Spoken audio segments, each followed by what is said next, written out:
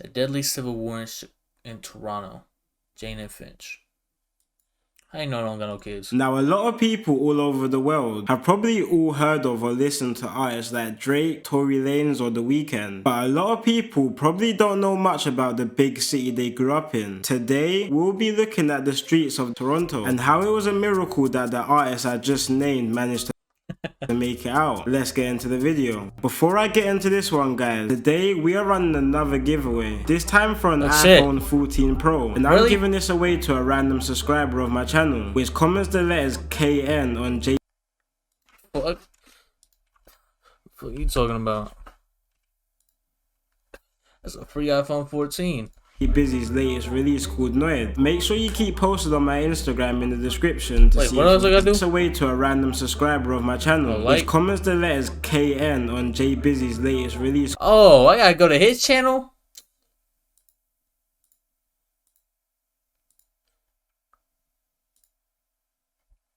Shit. Support is support. Oh shit. I need my Now, a lot of people today we'll be looking at the streets of Toronto and how it was a miracle that the artist I just named managed to make it out. Let's get into the video. Before I get into this one, I still got a home button, guys. Don't really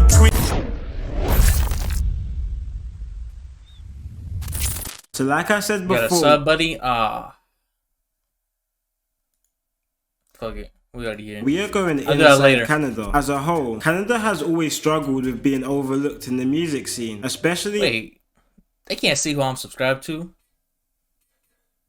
I already subscribed. In hip-hop. Before the late 2000s, the only type of Canadian-born music that really managed to hit mainstream was coming from the rock genre, with Canadian artists like Avril Lavigne and groups like Nickelback dominating the charts in the early 2000s. It would take all the way up to the early 2010s, when Canada's first global hip-hop success would be found. But before we get into all of this about the Canada's first global hip-hop success would be found. But before... What the fuck? What is going on here? These motherfuckers in a moving truck? Bro, yeah, you fucked, bro. Before we get into all this about the come-ups of Toronto rappers, let's look into the dangerous streets they don't even got their own vehicles, bro. Young Toronto rappers have to come up on. And one of the most notorious areas in the greater Toronto area is around an hour away from downtown Toronto, in a neighborhood called Jane and Finch. When outsiders look at Toronto, it's easy to focus on the big skyscrapers and modern buildings in downtown Toronto. I wanna go to Toronto. But Toronto is a massive city, with it being around 4.5 times bigger than London, so far away from all... 4.5 times bigger than London? I thought London was like huge.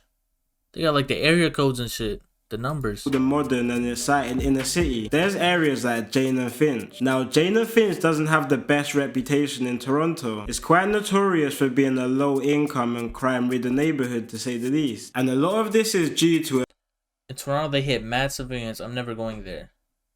They got no a big divide. No cap. The stories we hear about Toronto, these motherfuckers do not have any aim. They hit civilians before they odds. Neighborhood, which has haunted the area in the last few decades. See, Jane and Finch isn't seen as one whole area. What the fuck am I looking at right now? I thought Jane and Finch was like a complex or some shit, or like a neighborhood. I'm seeing hella streets. Jane Finch hood map. Shore Shot, D Block, Woods, G Side, T Block, Palisades, Y Block, Yellow Rock, 29s, V Block, Village, Seaside, Connection, Eddie Rock, Top Lane, Bottom Lane. Nah, I'm lost. Neighborhood is being split in JaneandFinch.com. They got their own website where they just promoting their hood map. What is going on? Two sides, one being North Jane and Finch and the other being South Jane and Finch, and both sides don't have the best relationship with each other, dating all the way back to the 90s. They beefing with each other? I thought Jane and Finch was a block. There's always been a big I thought Jane and Finch beef with Driftwood. Rivalry between both sides. There's been many attempts throughout the years to die down tensions, like one concert in 2001, which was held to bring both sides under one roof. But this didn't end well, with 2 men being shot dead when the concert came to an end. See, Jane and Finch's gang history runs. I had one job, bro. Just let the night rock out. Y'all knew what was going on. They just trying to get two sides together. Being shot dead when the concert came to an end. See, Jane and Finch's gang history runs real deep. The north side of Jane and Finch are Crips, and the south side are Bloods. And as you probably know, Bloods and Crips normally don't have the best relationship. So let's first look at north side. Not New York, but I know Bloods and Crips was international. I thought that was like a United States shit. Like I be seeing them, like I be seeing Toronto Raptors like rocking the colors. I just didn't know if they was actually, you feel me, Blood, Crips. Jane and Finch, home to the Crips. Now, just like there are 2 sides of Jane and Finch, there are also a lot of small residential areas inside the neighborhood. There are still some residences inside Jane that don't get along with other residences inside their own half of the neighborhood. One residence, which is probably the most infamous inside North Jane and Finch, is an area called Driftwood. There are Bloods and Crips everywhere, Cam. So there's Bloods and Crips in Australia. I've never heard no Bloods and Crips in London or any of that. They have the flags to like represent their colors, but they don't. You know, Bloods. Yo, I didn't. UK there is. Who's a UK Blood or Crip rapper? Just because they got a blue flag don't mean anything.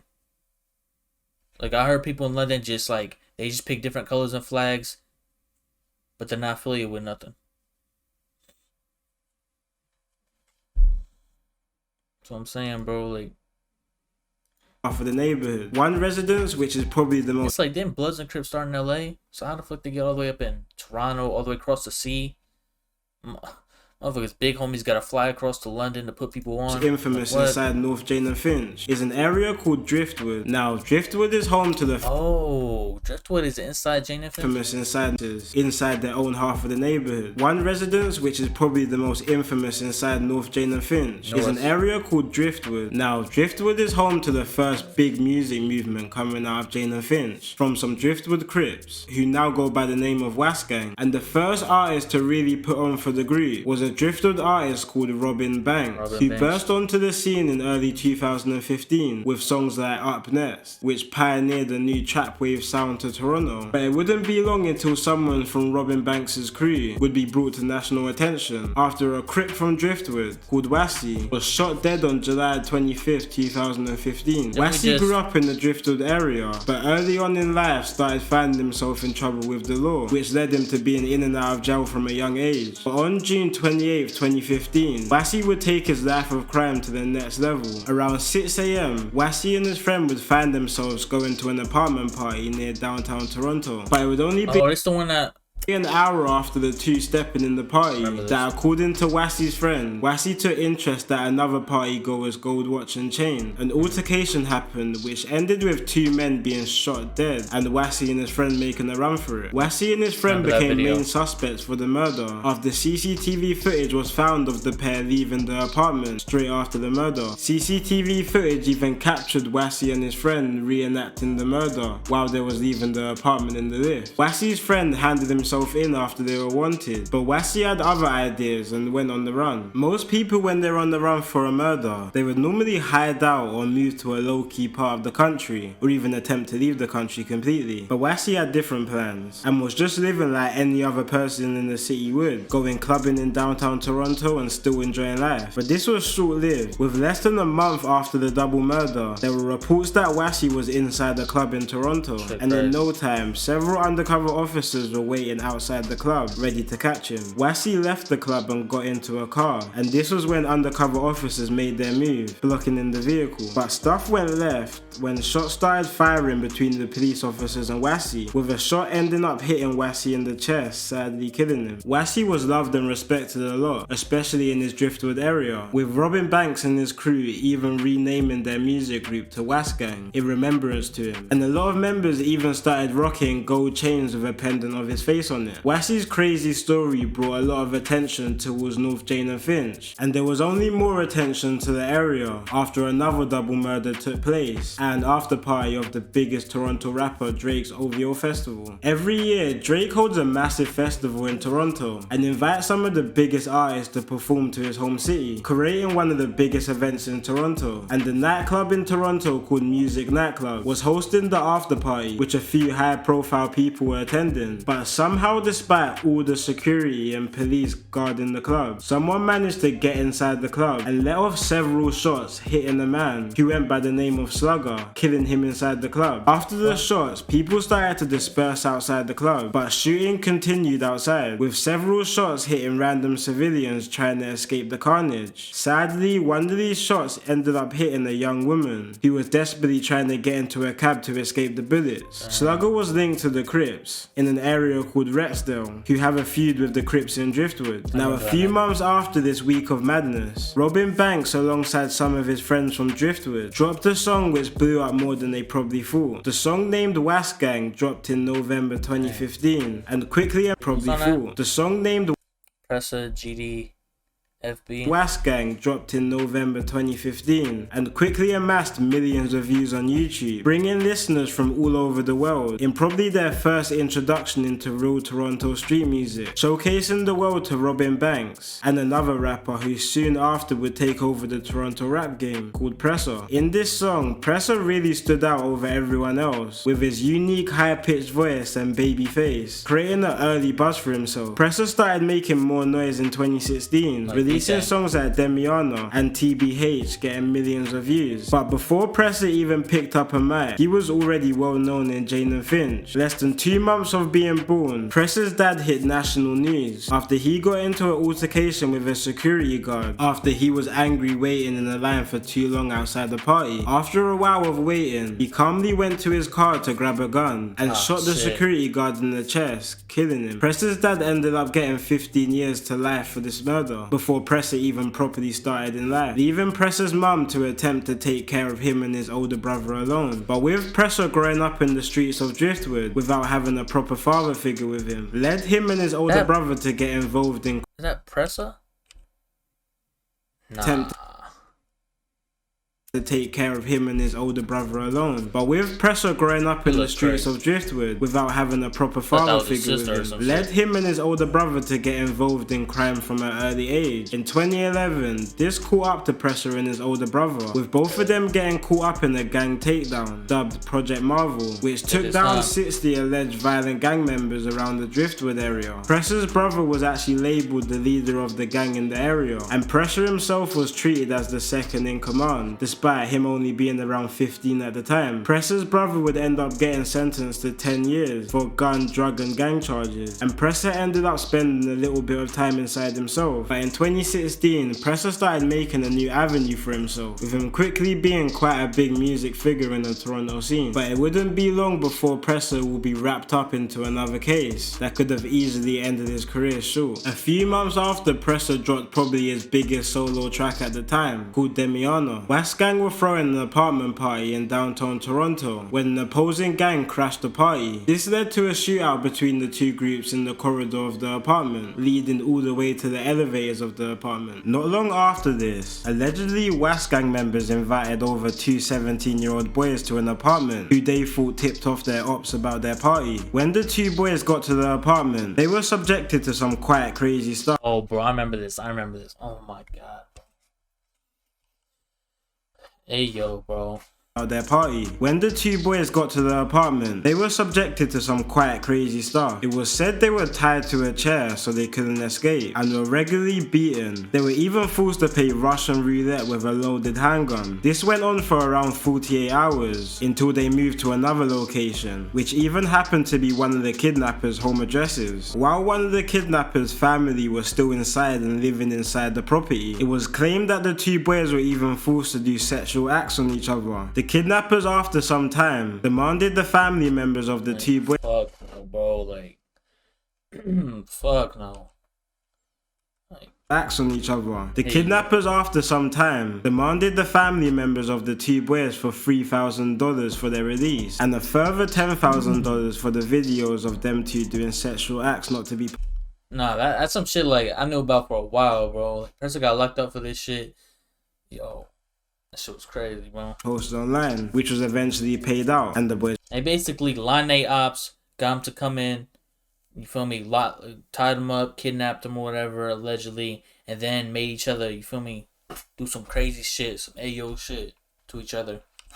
of them two doing crazy, sexual bro. acts not to be posted online, which was eventually paid out, and the boys were released. Now, Presser actually got charged for this kidnapping case a few days after the release of the two boys, but managed to bail out while police were still collecting evidence and everything. And when Presser came out, he started showing that he wasn't playing around with his music career, dropping tracks throughout the rest of 2016, hitting millions of views, which at this point was hella rare for a Canadian rapper. Drake even co-signed Presser, eventually taking him out to tour with him in Europe, leading everyone. Yep, in the UK, bro.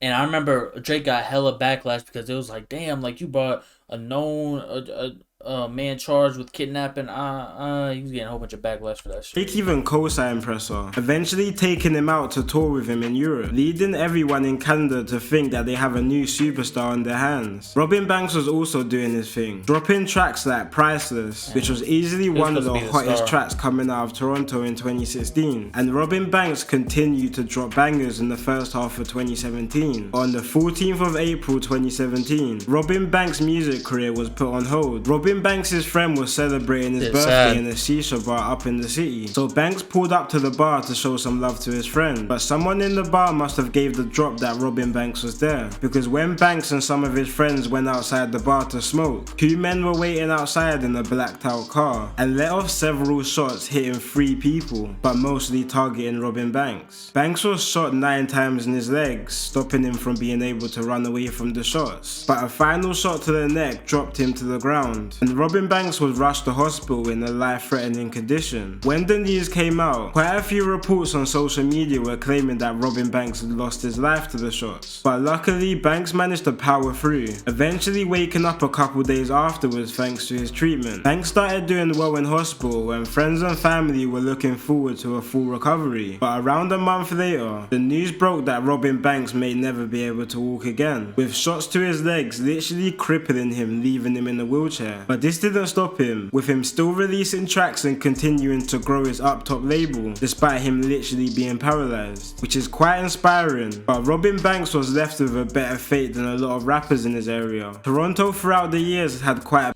Bro. Northside, Benji, Houdini, bro. Like, so many people, bro. Damn. I don't think I ever seen that. But this didn't stop him, with him still releasing tracks. Damn, so they got him in a straitjacket. I'm assuming they got that because, you feel me, he just lost his legs. They probably thinking he's suicidal. He probably doesn't he doesn't love his life, so don't let him get anything, get a weapon, he's gonna kill himself, some shit. That's crazy, bro. Damn. And continuing I probably seen this video, but I never really understood it, but that's crazy, bro.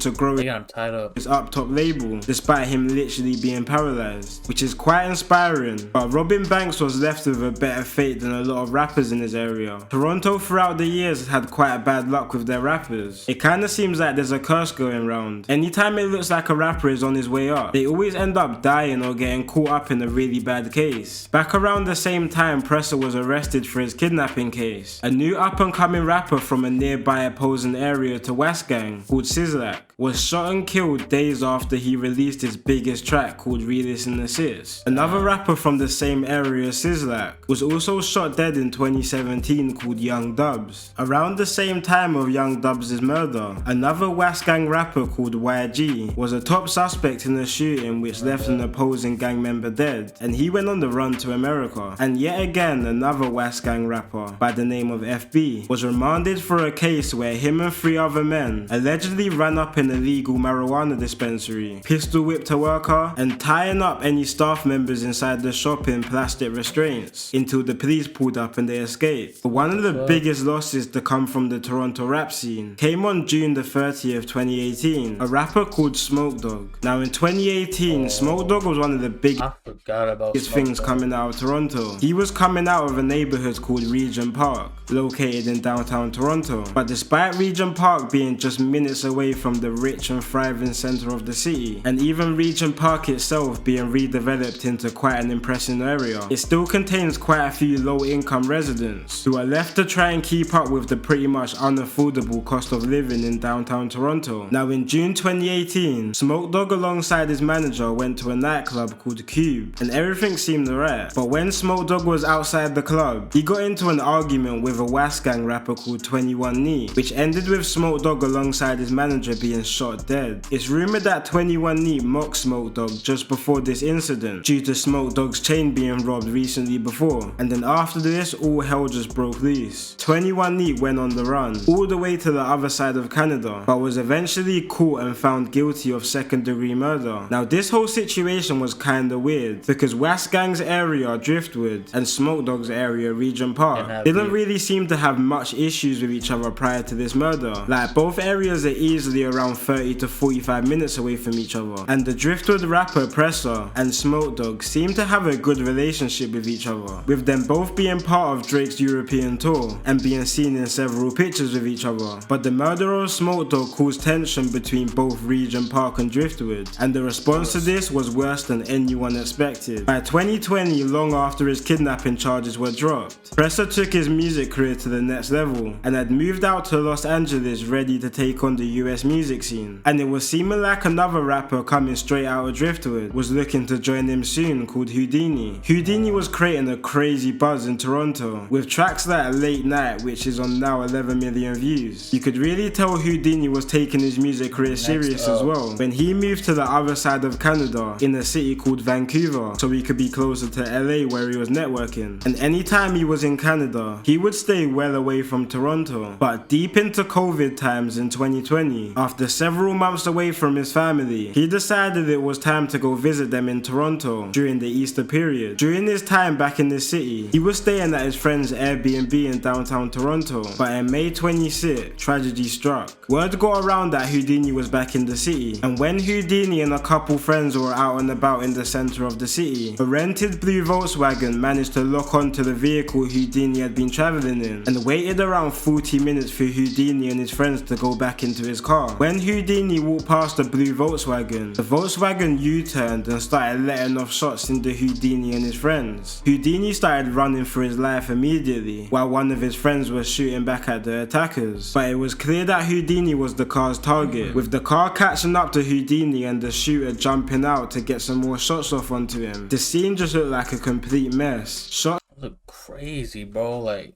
and I was a big fan of Houdini, bro. I fuck with Houdini, bro. Like, yo, I really felt like he was next up. Like, I remember he was on he had like a Genius video. He had like, I think it was somebody like Toronto. I think it was Nav actually. Nav was like, there was like picking up Toronto rappers. It was on like Genius's channel, and they was reacting to him, and Houdini was one of them. And he picked Houdini as like his favorite one out of like, oh, Toronto Raptors. And I was like, that really put me on. And I was like, damn, like I was fucking with him. His Myself video, like he had so much potential, bro. And I seen this shit, like I just seen everything go down. Like he was in downtown. I think he was like, yo, I think people were saying like he was like at some meeting or some shit, and then like after he went out the meeting, they said BNB, he's living at his BNB. I don't really know, but they said people's gun jammed, his mans was shooting back, and then they said he got shot and he was still running, like he got shot in like his chest or some shit or his back. He was still running away off adrenaline. Like, bro, that shit was just such a sad situation in the middle of downtown Toronto, bro. Like, what? Jumping out to get some more shots off onto him. The scene just looked like a complete mess. The shooter jumping out. Houdini was the car's target, with the car in the car, bro. I seen a video of the car. The car was looking so obvious, but like, I guess they didn't lock on. But like, bro, it looked, Yo, it looked crazy, bro. They were stopping in the middle of the Passing up to street, Houdini and the shooter slowing jumping down, out to get some more shots off onto him. The doubling scene just back. looked like a complete mess. Shots were flying everywhere in broad daylight with civilians in full view. One woman was even hit by a stray bullet. All of this being in the entertainment district of Toronto. In London terms, this is just like a broad daylight shootout happening in Mayfair. It's just something that should not be happening. Houdini managed Bro, like the entertainment district, like to get to a nearby alleyway, but by this time he was already shot, which he sadly didn't survive from. To that shootout happening in Mayfair, it's just something that should not be happening. Houdini managed to get to a nearby alleyway, but by this time he was already shot, which he sadly didn't survive from. This was a big blow to the Toronto scene, and a lot of big rappers paid homage to Houdini, who died way too soon. Houdini had a memorial take place. I think it was like Meek Mill. Bro, I think Tory Lanez obviously. The next month to celebrate his life. Died way too soon. Houdini had a memorial take place the next month to celebrate his life, which obviously Houdini's friends and family attended, alongside quite a few OUSMANE members. But and I think, you know what's crazy thing is, I think a couple months ago I seen the person that shot back for Houdini ended up getting locked up for that shooting. I think that's what it was. Like I seen like shooting and rapper slaying arrested or charged with this or sentenced or something like that. I was like, damn, like they call it, like who did it? I didn't even know that. I looked at the article, it was like it was the opposite dude. Like it was the dude that was shooting back trying to save Houdini's life.